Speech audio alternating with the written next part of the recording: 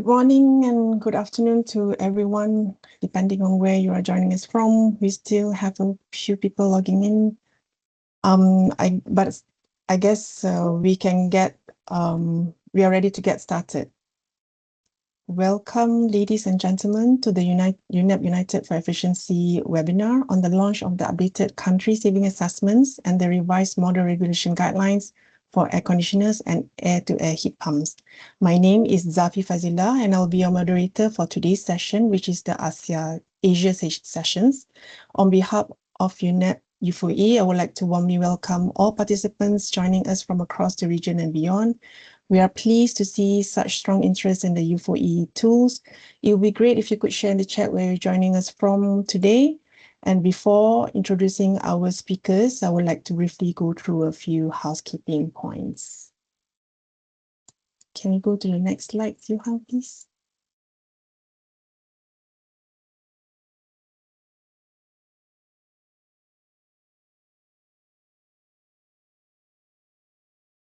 All participants are currently on mute, and we encourage you to submit any questions or comments through the chat box. A dedicated Q&A session will take place towards the end of the webinar. And please also note that today's webinar is being recorded. The recording, together with the presentations material, will be made available on the U4E website afterwards. Without further ado, let us begin. I will share also the run through of the agenda today. As you can see from today's agenda, we will start opening remarks from Mr. Jonathan Duane, Head of UNEP's Mitigation Policy and Planning Unit, followed by an introduction to the U4E tools and a deep dive into the country saving assessment by Mr. Patrick Blake, UNEP U4E Program Manager. Then we will have live demonstrations on how to use the country saving assessments tool. Mr. Saikiran Kasamsati, our Energy Efficiency Specialist at UNEP U4E will walk us through.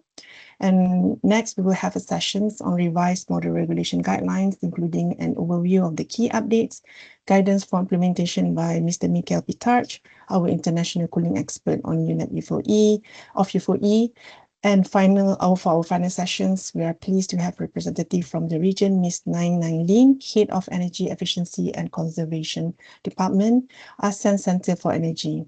We will share regional perspective on how countries, particularly ASEAN member states, can utilize the tools to support the market transformations and strengthen the energy efficiency policies.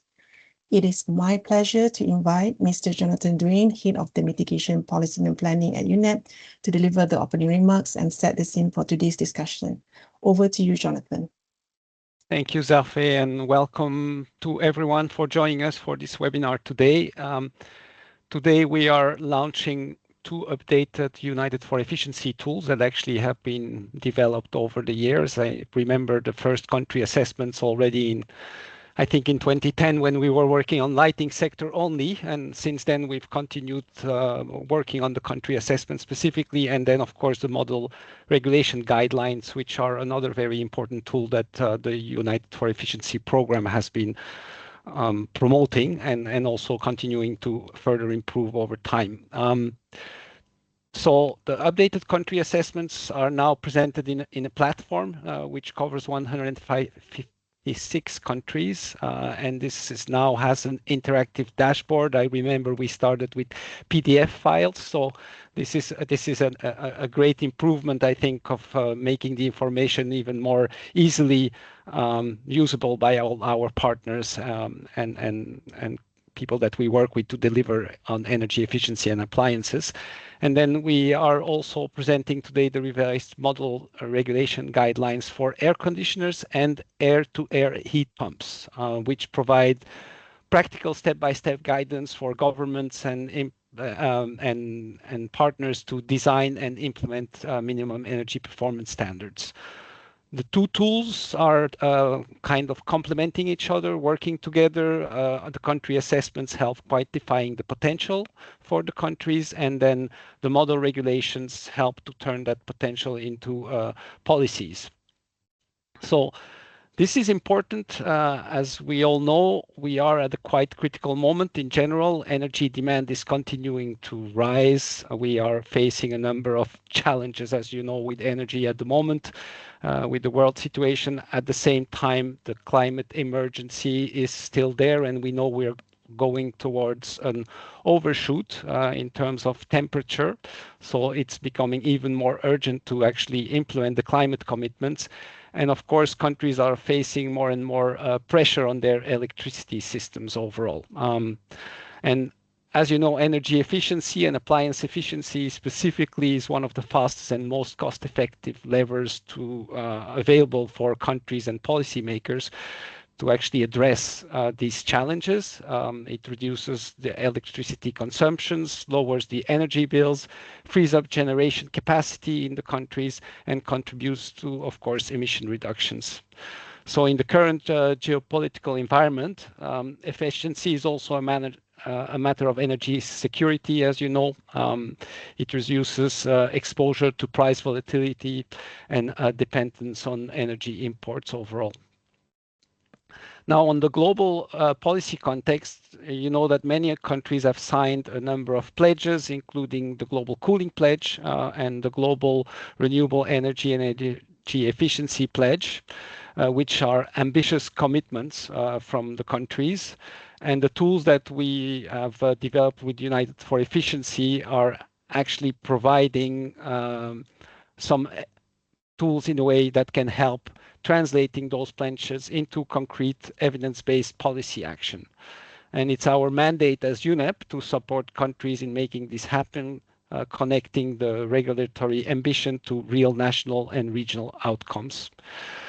So this is where I will hand over now to my colleague Zafa again. The team will walk you through both tools in detail, and you will hear also, as you heard from Zafe already, some regional perspective on how this evidence is already informing policy. And I would like to encourage you all to engage, ask questions, and of course, explore and use the tools that will be presented today. So Zafe, over to you. Thank you. Thanks, Jonathan. Thank you very much for your insightful opening remarks. We will now move to our first presentations on the introductions of U4E tools and country saving assessments. I'm pleased to invite Mr. Patrick Blake, our program manager at UNEP U4E, to walk us through the methodology, coverage, and key improvements of the updated tools. Patrick, the floor is yours. Thanks so much, Zafe. And again, I'm Patrick Blake, the program manager for United for Efficiency. Pleasure to be here today to introduce these updates to you. I'll go through briefly at the higher level of where they fit and then focus on the country savings assessments. In terms of United for Efficiency, I think many of the participants are familiar with us, but really want to emphasize that U4E is a UNEP-led global initiative supporting on energy efficient and climate-friendly equipment. The approach that we use incorporates standards and regulations.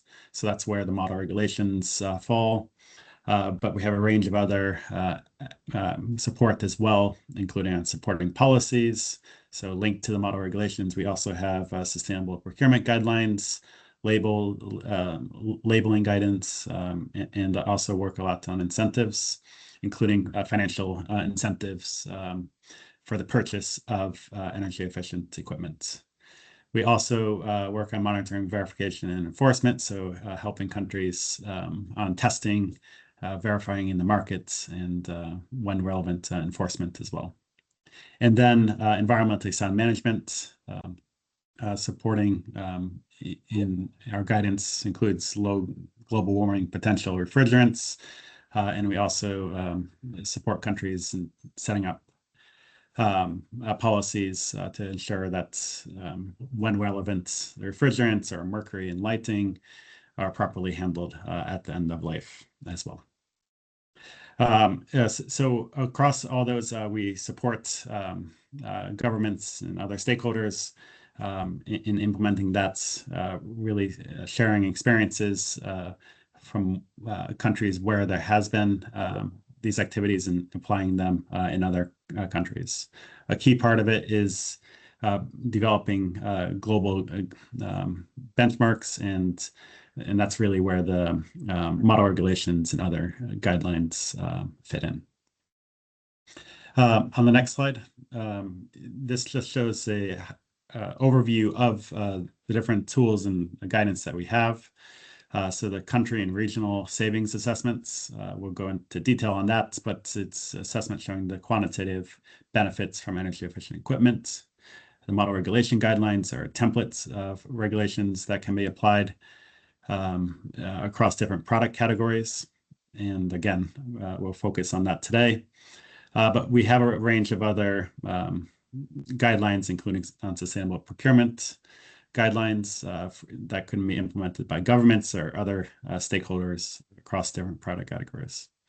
And then product registration systems, so databases that governments can use that have the products that are compliant with the regulation is something that we supported many governments on as well. So we have a prototype and guidelines for that as well.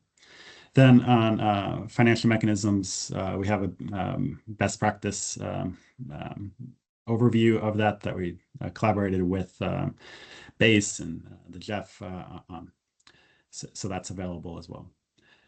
Again, we're focused on the first two here, the two on upper left, the country savings assessments and the model regulations in the webinar today. Next slide. So getting to the country and regional assessments. So these are, again, savings analysis showing the savings of minimum energy performance standards across different product categories, so lighting, electric motors, distribution transformers, air conditioners, refrigerators, and commercial refrigeration. They show the electricity savings and the associated carbon mitigation for both direct savings from refrigerants and also from electricity, reducing electricity consumption.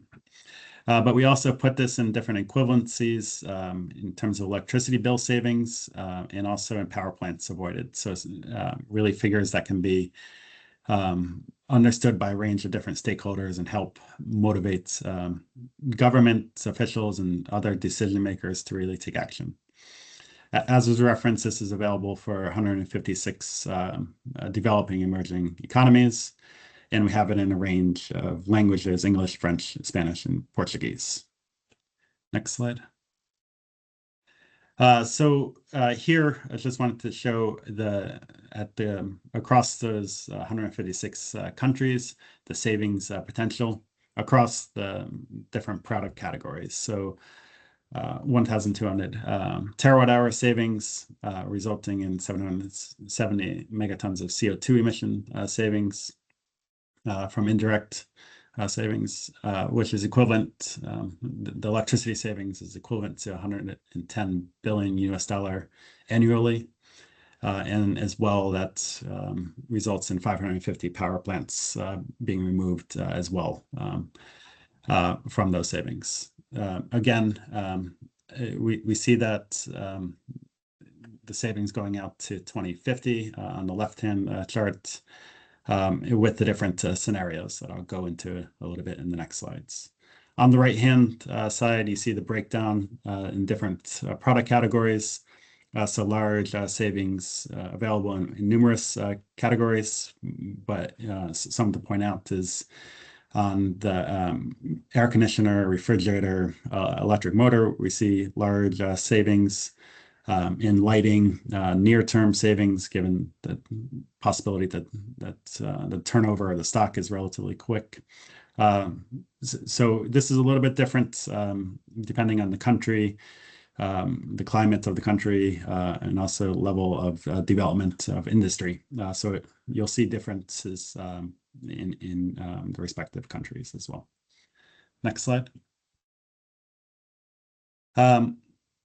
In the approach that we've taken with this in the cooling products, air conditioners, refrigerators, and commercial refrigeration, we took a bottom-up approach and where we had market data. And for the other products, for motors and distribution transformers, it was more of a top-down approach, looking at total electricity use of the country and GDP of the countries. Lighting was a bit of a hybrid approach between the two. Importantly to note as well on the different scenarios. So in the previous slide, you saw the different scenarios. So it includes the business as usual scenario, assuming no policies or intervention, and then 2 policy scenarios. So one, which we frame as a minimum ambition scenario.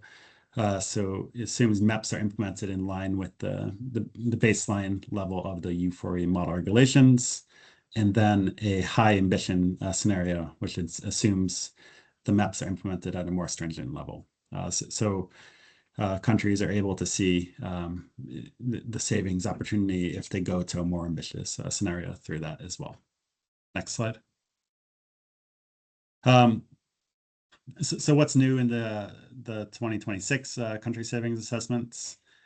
So we've updated the macroeconomic parameters throughout the model since it was a few years since our last updated. We as well updated the timelines out to 2050. Previously, it was only going out to 2040. So really shows the country's the savings out to a further date.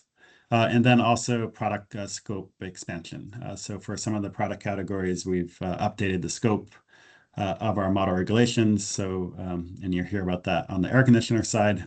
So we've updated the country saving assessments as well for that. On the website, there's a range of updates, and Karen will give a demo to kind of really take you through that as well. Next slide, please. Again, on these next slides, I'll be brief because you'll see a demo on it. So we have the interactive website, but we as well have the PDFs that can still be downloaded because we had interest from some stakeholders to really see that. So it's a several page document, 7 pages that has detailed information for each country. Here you see an example from Indonesia that has the benefits overview and then goes into more detailed graphs and figures that allows you really to see the breakdown in the different product categories and going out to 2050 to the further timeline. And it also has the different assumptions and key data sources as well. Next slide. As well, we have regional savings assessments. So these are, for example, available for Southeast Asia or Southern Africa, East Africa, West Africa. So it's since we're working at the regional level in many of those regions, it's been helpful to work with the regional partners such as ACE, the ASEAN Center for Energy, to present those figures in regional gatherings as well. So those are available and updated with the new numbers that we have. Next slide. So who can use the country saving assessments and how can they support?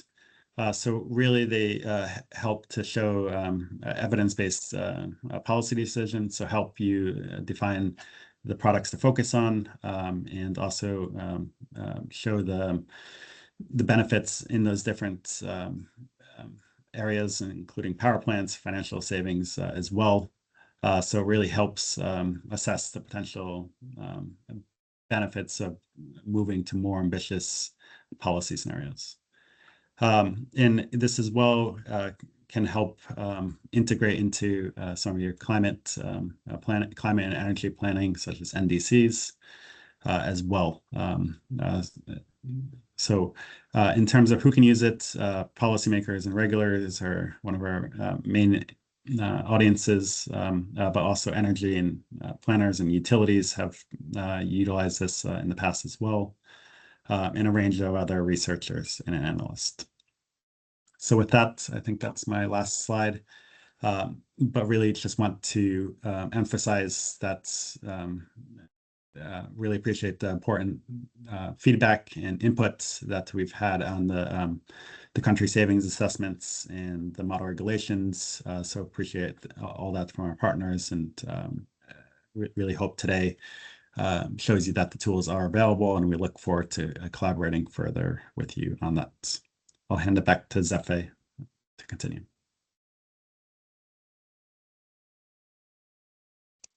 Thank you, Patrick, for that comprehensive overview on the updated saving assessments, the latest version 2 2026. We'll now move to a live demonstrations of the country saving assessment, showing how countries can use it to quantify and communicate their energy efficiency policies with examples from Asia. I now invite Mr. Saikiran Kasamsati, our energy efficiency specialist at UNEP B4E, to guide us through the demo. Sai, the floor is yours. Thanks a lot, Safi.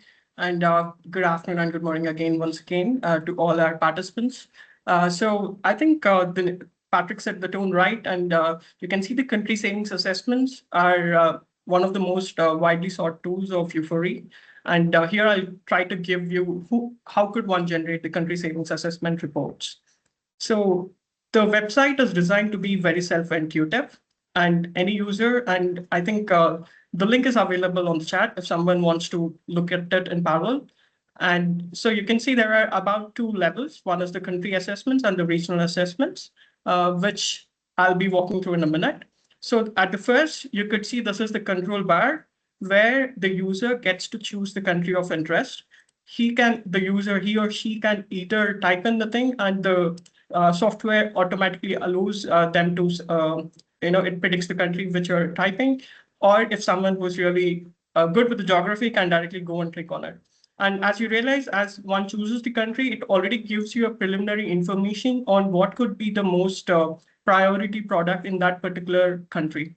And towards the right, you also see a heat map, which is a matrix of 6 product categories. As you know, these 6 product categories contribute to more than 60% of today's world energy consumption. And you can see this distributed among the 3 scenarios. So first, you define your main results here. So it could be anywhere between 2026 to 2050. And you also have a small pop-up here, which will help you identify what this particular section is.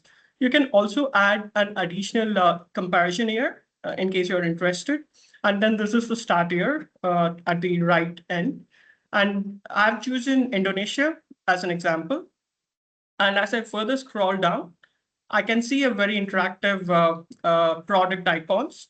And for all the 6 products, so once I see, okay, I see that a conditioner is sort of high energy consuming product. So I can directly go here and maybe click on air conditioners, and all the graphs within. This is a dynamic dashboard, so everything gets automatically updated, and I get different line diagrams, etc. But if I'm interested at the overall country, I could just scroll further down. I can get how the savings pan out for different products. And then I can see how the line diagram, how the business as usual and the other scenarios differ. And here is a slider as well. So although you have defined your initial parameters, you can also slide this to look on how these graphs keep changing. So I can start my year, or I can just toggle across my desired year range. And here also we have the cumulative savings, and I can toggle between the different scenarios. Like this is high ambition and this is minimum ambition. So yeah, again, towards the end, you can find the tabulated information for various product categories across the 2 defined years. And these are all nested tables, and you can just play along with scenario you are interested.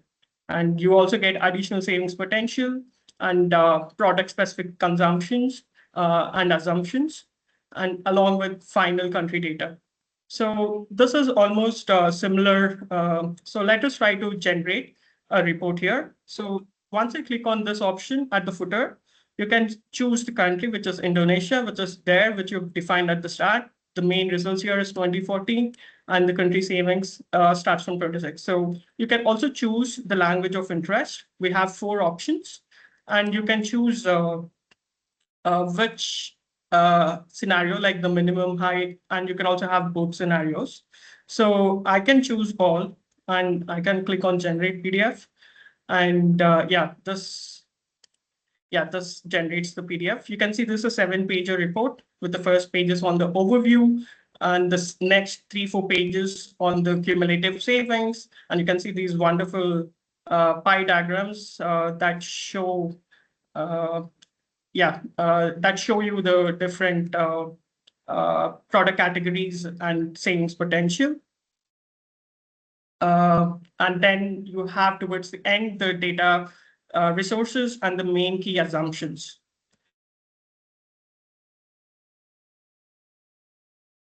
Yeah, and at the end you also find your chosen parameters. And the PDF also allows the country savings assessment will also help you to generate product specific. Suppose I do not want any commercial refrigerators. This is how it looks. And you can choose what parameters you need. And yeah, so this is how the country savings assessment looks. And now I'll quickly go through the regional savings assessment. So this is basically a mirroring of the country savings assessment page. Once again. So I just choose my regional savings assessment at the start, and then it pops up. So I can choose which region is of interest. So here I've chosen the Southeast Asian nation, the Southern Eastern Asian region, and I can have the same interface. The only difference between the country and regional is you have country-wise savings. So that's the only difference. And the typical report looks like it's a 9-pager report, and which almost mimics the country savings assessment report. And you also have towards the end a methodology document which gives you details on what are the underlying assumptions. So yeah, I'll pause here and I'll just hand it over to Zafi, and I would encourage everyone to take a look at it. Thank you, everyone. Thanks, Sai, for the practical demonstrations on interactive dashboard I see that you're using Indonesia as an example. The saving assessment is available for 156 countries. We will now shift to the second key resource of today's launch, which is the revised model regulation guidelines for air conditioner and air-to-air heat pumps. I am pleased to invite Mr. Michael Pitarch, international cooling expert at UNEP U4E, to present an overview of the guidelines. The revised guideline, including the structure, scope, and regulatory design support. Michael, the floor is yours. Yeah, thank you, Safi, and good morning to everyone. So yeah, next slide, please. So yeah, as Safi was saying, we are going to see here today the updated version of the guidelines for air conditioners and reversible to air heat pumps. The first version was published in 2019, and we just recently published the new version in May 2026. And the aim of these model regulation guidelines, as Patrick was saying, is to support the countries to develop or to update regulations for these kind of products, aiming to include minimum energy performance standards, labeling. We have labeling recommendations. And in the case of air conditioners, we have also the refrigerant requirement recommendations also. Of course, all of this is aligned with the international best practices. And for this new version in 2026 that you can download in this QR code here that you can see in the slide, we have based, or it's reflecting the lessons learned from the implementation of the previous version during all these years. And also we are considering market data and the expert consultation. So at the end, we have an ambitious maps and policies that they are globally relevant, but they also remain practical for the implementation. So next slide. So we have to update this model regulation. We follow the methodology that we follow in also other model regulations. So the work started in 2024 or even before, but just identifying what could be changed in the 2019 version to be improved. And for that, and then after that, in 2025, we, with the support of LBNL, we started the technical analysis and the review, where we looked at more than 1,600 models from the databases of Singapore and Australia. The graph that you can see here are the models from Singapore. We will see this graph later in another slide also. And Then we also had the consultations with the policy working group. We created a policy working group where we had more than 40 members that were actively participating in the different discussions that we had in meetings, and also were providing comments to the draft document. So again, as Patrick said, thank you to every one of you that supported us during this process. And I want to say also that apart from the document that we have for the model regulations, we have also another document that is called supporting information document, and where you can see all these analysis on the databases of Singapore, Australia, and also more information. Yeah. Next slide. So what can we expect from the 2026 model regulation version? Well, first of all, I'd like to say for those that you don't know the model regulations, they are not just a recommendation on the MEPS levels. They also include all the parts that a regulation for energy efficiency will need to be for the implementation. So we have the description of the scope, which in this case we have expanded, as we will see in the next slide, but we also have the definitions that are needed on the regulation itself. We have the reference test standards, and then of course the recommendations for the refrigerant requirements, the safety considerations, the energy efficiency requirements, for which this case we have different metrics. Of course, for the cooling, we are using seasonal energy performance, the CSPF value. And then for the reversible heat pumps, where they also have heating, countries, they have two options. They have the APF, the annual performance factor. That's the combined efficiency for cooling and heating. We already had this in the previous version. And then we also have the option of the heating seasonal performance factor, the HSPF. And this is new in the 2026 version. And we have all these recommendations for 20 different climate zones. Yeah. Then we have the conformity, we have improved the conformity assessment and market surveillance guidance also the labeling guidance, as we will see later. And also, as we will see later, we have included a super efficient air conditioner specification. So next slide. So here we have the scope of the new 2026 version, and also the one for 2019. So in the images on the top, you can see the products that were already covered in the 2019 version. So you had portable air conditioners, window air conditioners, and single split air conditioners. And the capacity limit was 16 kilowatts. So it was up to 16 kilowatts. And then in the bottom, you can see what we have included in the 2026 version. We included the multi-split air conditioners, including also the VRF systems and ducted split units. And we have extended the capacity limit also to 70 kilowatts. Yeah?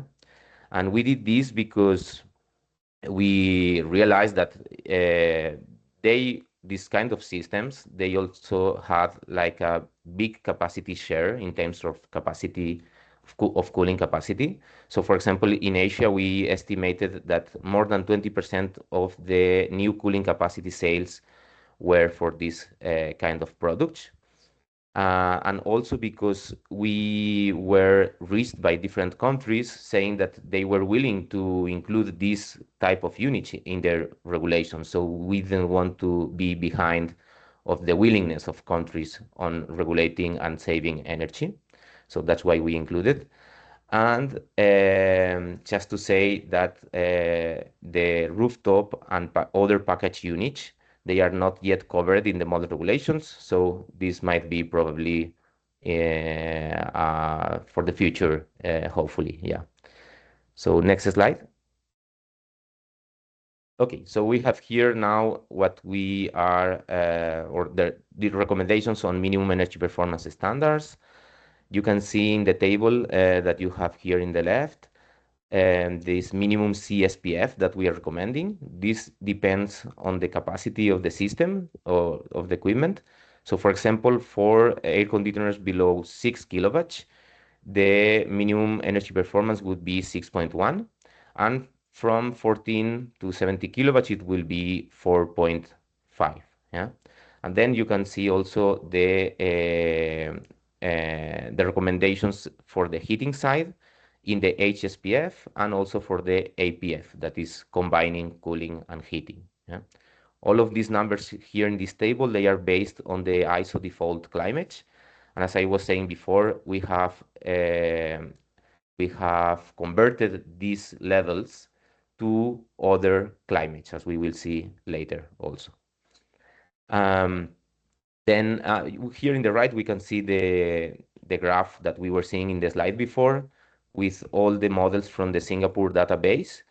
And the most important thing from this graph is that most or all or most of the models, they are already complying with the recommendations from the U4E model regulations, because they are aligned already more or less with the guidelines that with the levels that we are recommending in the guidelines. In some cases, they have even more stringent maps, but overall they are quite aligned.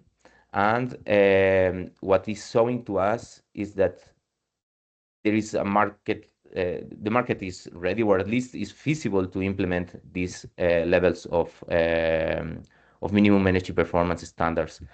And of course, countries that they are not yet ready, they can program and schedule the implementation in order to reach these levels. We always recommend that the final target, it has to be at least these minimum levels that we are recommending here. And then regarding to the refrigerant limit, of course, for the ODP, we are recommending 0. And for the GWP, it depends. For self-contained units, we are recommending a GWP maximum of 150. So R290 will comply with that. And for split systems, a maximum GWP of 750. So for example, R290 or R32 will comply with these levels. Next slide, please. Okay, so for the labeling, we have improved the guidance, and I say guidance because we don't have like a recommendation on how the label has to look like or which are the levels that you should put in the label, because the optimum, it might depend a lot from country to country. So we try to give you some guidance in the way that you can use the information that you have in the model regulations to design your label. Yeah.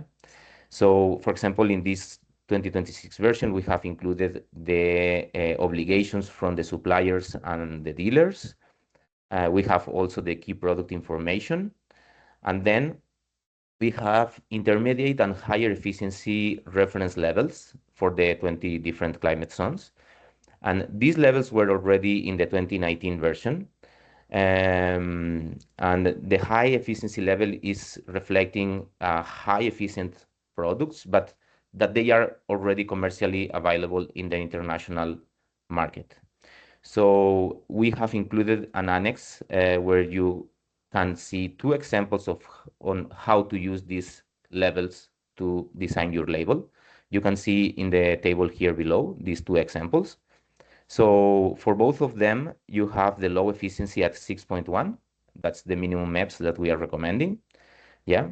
And then for the excellent level, you have in the example of the left, the limit is 8.3, the CSPF. So bigger than that, you will reach the maximum level of the label. And this level is close to the high efficiency level. So you know for this label that there will be products that they can reach already this level, but they will have high efficiency.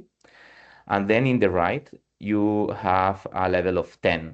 And this is higher than the high efficiency level that we have in the model regulations. So not many, or maybe not any product will be able to reach that level at the date of implementation of the label. But this is for countries that they expect like a fast increase of energy efficiency in the market, or maybe where they have like long periods to update the label, so they are leaving room for improvement, yeah, in the future. So yeah, next slide. So as I was saying before, we have all these recommendations for 20 different climates, at least for the cooling side. And then also for the heating, but for heating, I think it's 17 climates or something like that. Yeah, but for the cooling side, we have 20 different climates. It goes from the extremely hot climates to the subarctic and Arctic climates. And we have also for humid and dry climates.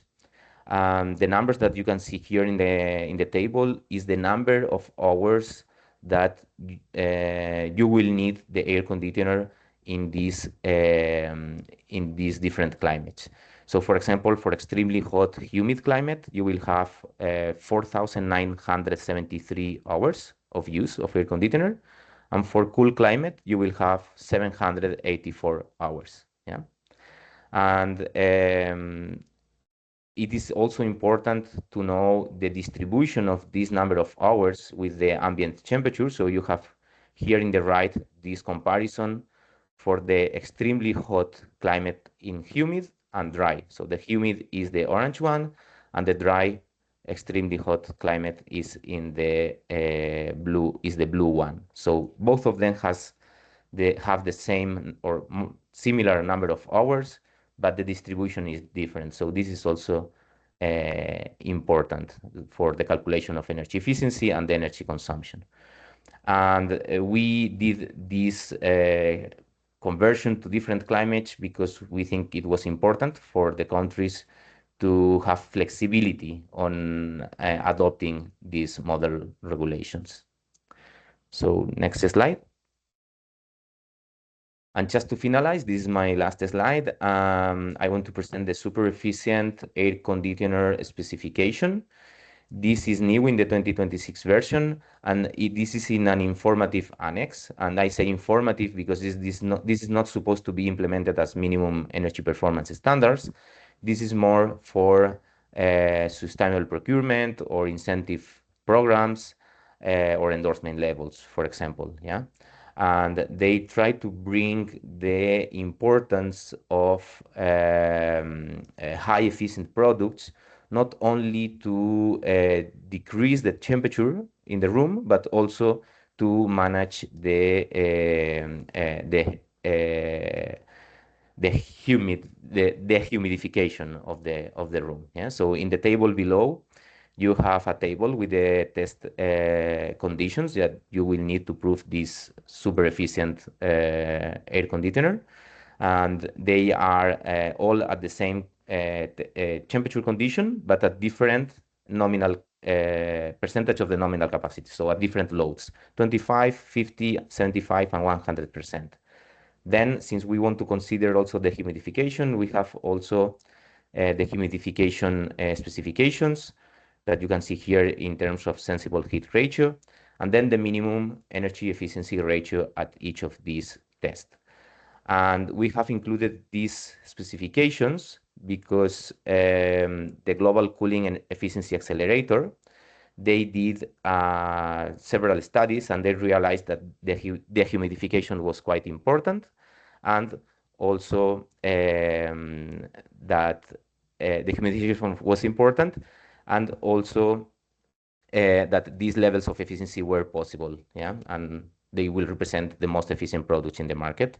So we based our specifications on the work of Global Cooling Efficiency Accelerator. And just to finalize, I want to say that this specification is for air conditioners and reversible heat pumps up to 6 kilowatts. Okay. So yeah, thank you very much, and back to you, Tafe. Thank you very much, Mikhail, for that insightful presentations on the revised model regulation guidelines, which includes the expanded scope and increase of the capacity limit. We will now move to our regional perspective sessions, focusing on how evidence and regulatory frameworks support the transitions to efficient appliances across ASEAN. It is my pleasure to invite Ms. Nai Nai Ling, Head of Energy Efficiency and Conservation Department at the ASEAN Center for Energy ACE. Ms. Ling, you have the floor. Thank you very much, Ms. Sefi. Good morning and good afternoon, distinguished guests, colleagues from U4E, ladies and gentlemen. My name is Nailin. I'm the Manager for Energy Efficiency and Conservation Department and ASEAN Center for Energy. Thank you very much for inviting me to this webinar. I would like to talk about our ASEAN regional perspectives on how policy drive on energy performance standards for appliances and equipment, regional harmonization process, especially for room air conditioners. This next. First of all, let me introduce with our organization. Briefly, ASEAN Center for Energy was established in 1999. It is an intergovernmental organization to advance the ASEAN energy cooperation under the high-level framework of the ASEAN community that represents 11 ASEAN member states. There are three main pillars to support as a catalyst to unify and strengthen ASEAN energy cooperation. Knowledge Hub to provide knowledge repository and services through data management, periodic publication and work dissemination, etc. And the think tank for innovative solutions by collaborating with ASEAN secretariats, dialogue partners, and international organizations. Please next. As in ASEAN, we have ASEAN Plan of Action for Energy Cooperation. We call it a PIAC, now 2026 to 2030, which is 5 years action plan with a long-term vision of ASEAN Energy Future 2045. Secure resilience and interconnected low-carbon energy future. Committed targets by 2030 are to achieve 30% share of renewable energy in total primary energy supply, 45% share of renewable energy in installed capacity, and 40% energy intensity reduction based on 2005 levels. This next.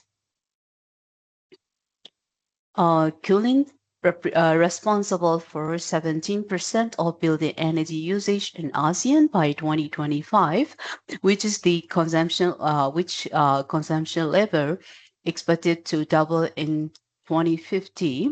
Total energy demand for air conditioners in the building sectors in ASEAN will reach 35.5 megaton of oil equivalent in 2050, according to the baseline scenario. Approximately 25% of the total energy demand in the building sectors. Regarding with climate change and global temperature increases in the case, innovation in air conditioners technology such as more efficient units could mitigate the growth in energy consumption. This next.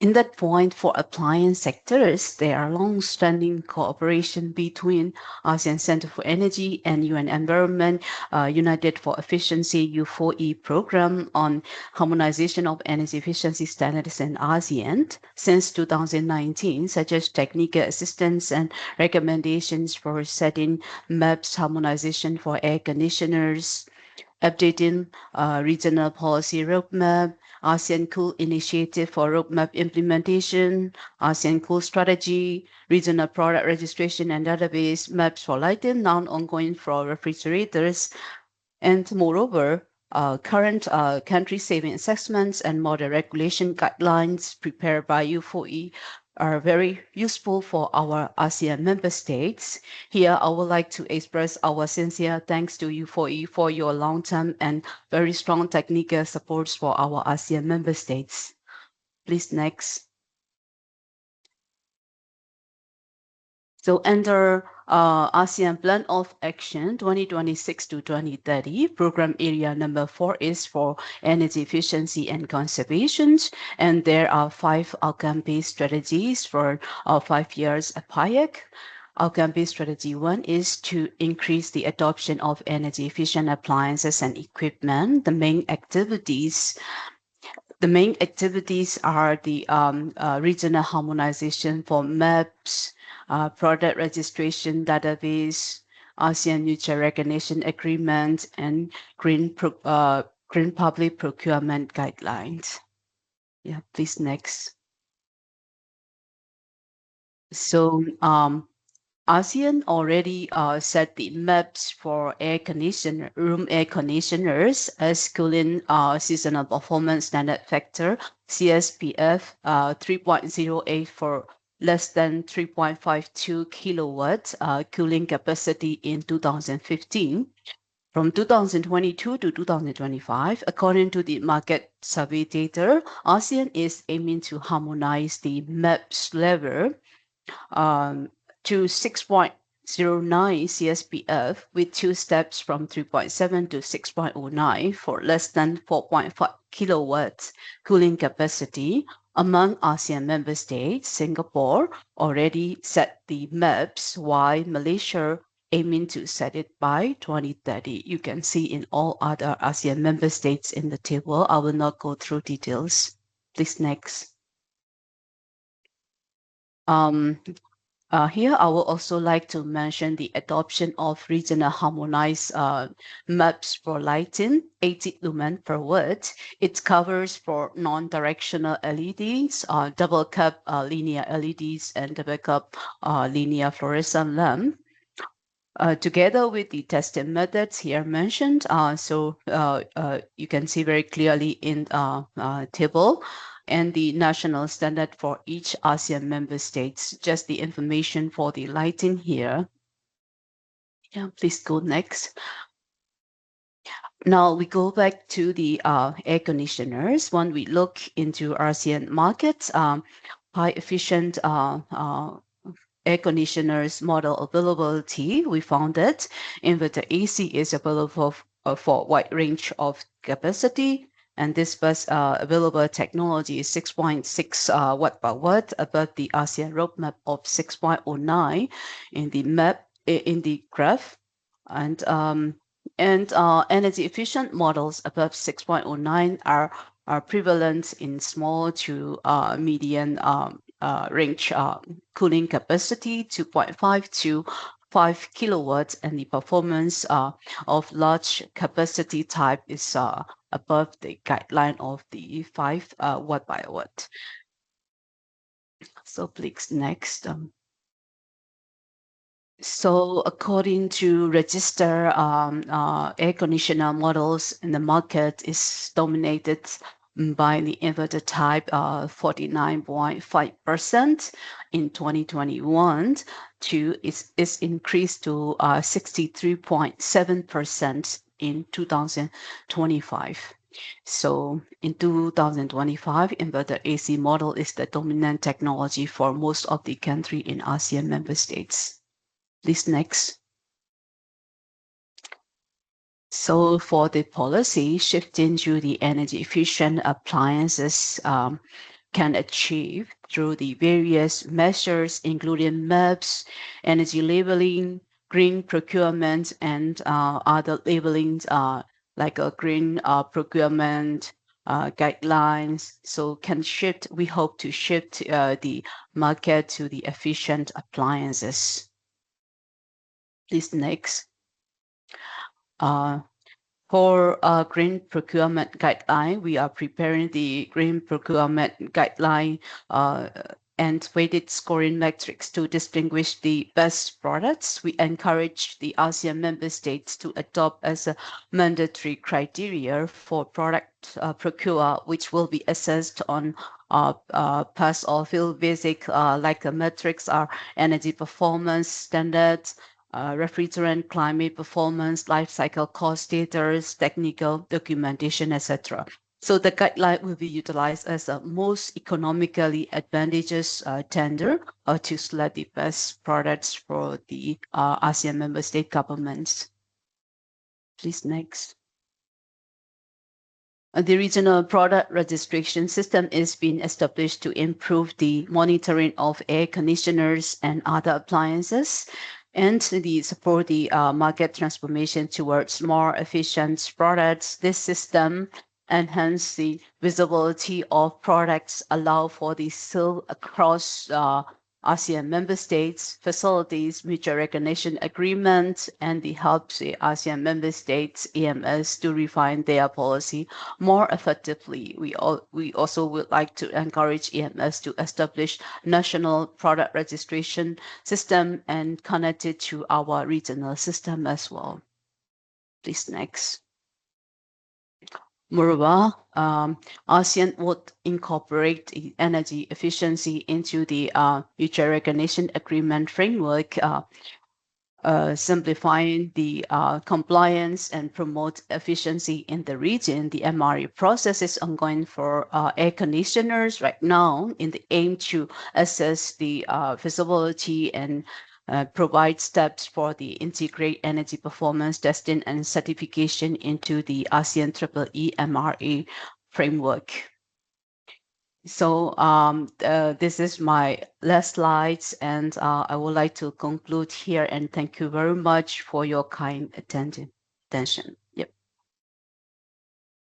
Thank you, Sophie. Back to you. Yeah. Thank you so much, Ms. Lim, for sharing those valuable regional insights. It is particularly insightful to see how these tools can effectively support policy development and also regional initiatives, highlighting the critical importance of robust, evidence-based quantification in strengthening policy frameworks for the regions and also the ASEAN member states. We will now move to the Q&A sessions. I would like to invite participants to submit their questions via the chat box. We will direct them to the relevant speakers. And I think there's one question. I will read out the first questions, which is from Marika from ASEAN Center for Energy. She asked if a country has recently updated maps in alignment with the previous version of model regulations guideline. Should they update to the new version, or the previous version is still applicable? This question is for Mikael and Patrick. Yeah, thank you, Safe. So, yeah, I would say the previous version is still applicable, and the level of maps that we have in the new version, they are actually quite similar to the 2019 version. The only thing is that before the 6.1 CSPF value that we are always referencing, it was from 0 to 4.5 kilowatts, and now in the new version is from 0 to 6 kilowatts. So I would say that's the main change or update in the 2026 version in terms of energy efficiency. And of course that we cover up to 70 kilowatts and also other type of products. So the biggest update on the new version has been the scope. But not that much on the energy efficiency levels, because we realized that these levels were still applicable. Of course, the more products you include in your scope in the regulation, then more savings you will get. And of course, it depends on your market. For example, in Singapore, the market is dominated by multi-split systems and VRF systems. So of course, they wanted to include this in their scope of the regulations. So the idea is that we are not now those countries that just implemented the 2019 version, they don't need to change as fast as possible to the 2026 version. But hopefully when they are going to update their regulations, they look at the current version that is published. It could be the 2026 version or another version if we have updated already the model regulations. So I don't know, Patrick, if you want to add anything else. Yeah. Yeah, I think you captured it well. Which just add that maps aren't just like a one-time thing, that countries need to continue to monitor their markets, monitor policy developments more broadly, and technology advancement, and opportunity to update over time. So the previous model regulations are still valid for the countries that have progressed with them, but still they should look to further opportunities and more stringent MEPs over time as well. Thanks.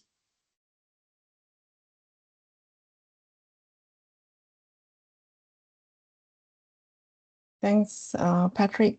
I guess that's all the questions that we have for our webinar today. I would like to thank you to all the speakers, and also, okay, there's another question. Another question from Kamioka Yuki.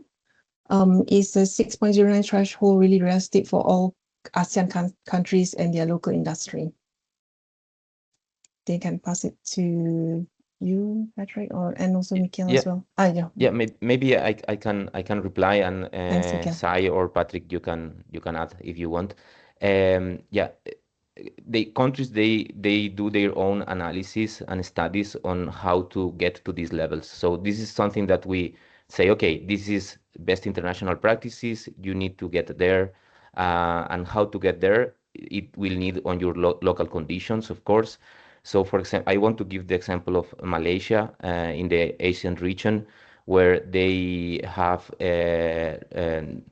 have been programming the maps to be updated until 2030, and in 2030 they will get to this 6.1 or 60.9 level. That is almost the same thing. So in 2026, this year, they will go for 4.1, if I'm not wrong. And then because the previous one was 3.1, so 2026, before 2025, 3.1, 2026, they go for 4.1, and then in 2030, they will go for the 6.1. In Singapore, they are already with the 6.1 from 2025. So depending on the country, you can choose your pathway to these levels or higher if you are ready. Yeah.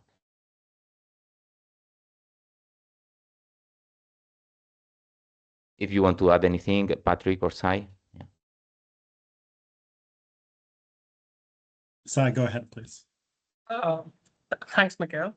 Yeah, I guess, it is realistic. For instance, the regional roadmap, which Muslim had alluded to, I think this was done way back in 2020, 2021, and which showed promising potential on prevalence of high efficiency products above the 6.09 CSPF. And also that is why the reason it was the regional roadmap had step two, the phase two, by the end of 2025. So it is it's pretty much practical, and also countries like Malaysia, which Mikhail said, and also Singapore have already implemented these levels in April 2025, and Malaysia by Jan 2030. I think it is feasible as both import based countries and a local manufacturing country. And also we have heard that several other countries like Vietnam, Philippines, Indonesia are also on the verge of updating their levels to 6.09. I pause there and over to you, Patrick. No, thanks for the question. And I think Mikhail and Sai highlighted it well. The regional targets were set some time ago, and it had those steps already within it. So, and the countries as well have implemented in a stepped manner. So I think it really provides clarity to the region and manufacturers within the region and outside of the region on the aims that the region does have.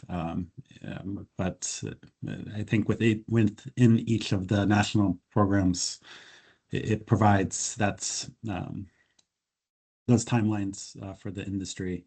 But of course, strong communications and awareness is important for the industry to be aware of where these maps will be set. Thanks. Thanks, Patrick. I have a questions for Mikhail. Do we have any plans to update the FIFO e-procurement guidelines for air conditioner anytime soon, or is it within this year? Yeah, thank you. So for those that you don't know, we also have sustainable procurement guidelines. They usually reference the model regulation guidelines. So since we have been updating the model regulation, we have updated also the sustainable procurement guideline for air conditioners and reversible heat pumps. This is now under the UNEP publication process. So hopefully in June, end of June, we will have the updated version of the sustainable procurement guidelines. And then also just to add that we are also in the process of publishing a new sustainable procurement guideline for water-based heat pumps for space heating and also for water heating systems. Thank you, sir. And another question for you as well, Mikhail or Sai or Patrick. Is there any example of other countries around the world? Because today we are talking about Asia sessions. We have Singapore, Malaysia, Indonesia, Vietnam, Philippines as examples. Is there any other countries outside Asia that have implemented the UNEP model regulation guidelines and how they implement it in their countries? So maybe you can share your experience involved with the country implementations outside Asia as well for the participants to gather some insights about the experience, those involved with the country outside Asia. Yes, sir. I will give the example of Africa because we are having a dedicated webinar next Wednesday for Africa. So in Africa, we had also two regional work with the East African community and the Southern African Development community and the CSADC community region, sorry. And they both are aligned also, these two regions are aligned also to the U4E model regulation guidelines. And also outside of these regions, we have Nigeria, which also has published their regulation in 2025, and they are aligning also to the model regulation guidelines. And as in the case of Malaysia, they are also implementing a stepwise implementation where they are increasing the stringency until they get to the levels of the U4E model regulation in 2031. So that's some of the examples of other countries. We will be talking about this a bit more next Wednesday on the webinar. Yeah. Thank you. Thanks, Mikhail. I believe that's all the questions that we have for today's webinar. I would like to say thank you very much to all the speakers, the panelists for your presentations, and to all the participants as well for joining the webinar for the Asia sessions. We've seen that today's session highlighted how energy efficiency policies supported by the tools such as the new interactive country saving assessments and also the revised model regulation guidelines can play a critical role in driving market transformations toward more sustainable and energy efficient appliances and equipment. So to conclude today's webinar, I would like to invite Patrick to deliver the closing remarks and wrap up today's sessions. Over to you, Patrick. Thanks so much, Safi, for the moderation. Yeah, we really want to just again thank our different partners and governments that contributed to the development of the country saving assessments and the model regulations. Again, this isn't the first time we've released these, but we continue to advance them with support on the ground on how they're being used and data for the country savings assessments. So really appreciate that, and we'll keep you engaged as well for others. Likewise, really want to emphasize that on the model regulations, it's really a tool to be used and implemented, not just by United for Efficiency, but different partners as well. So appreciate your continued reference on those, and really want to emphasize to keep us updated on how it's going in your different national and regional projects, because that again helps us advance in other countries and also make future updates as well. And also want to highlight, as was referenced, we're going to host another webinar on this Wednesday, 20th of April, at 2 p.m. Paris time. Today was focused more on Asia. That one will be focused more on Africa, and we'll do it together with the Africa Energy Commission. And at a later date, we'll also do one for Latin America in Spanish. So just reach out if you'd like to participate in any of those upcoming ones as well. With that, yeah, I really want to thank the speakers, my UNEP colleagues, and also Ms. Lin from the ASEAN Center for Energy for contributing here today. So with that, happy to close the webinar, but please do stay in touch. Thanks.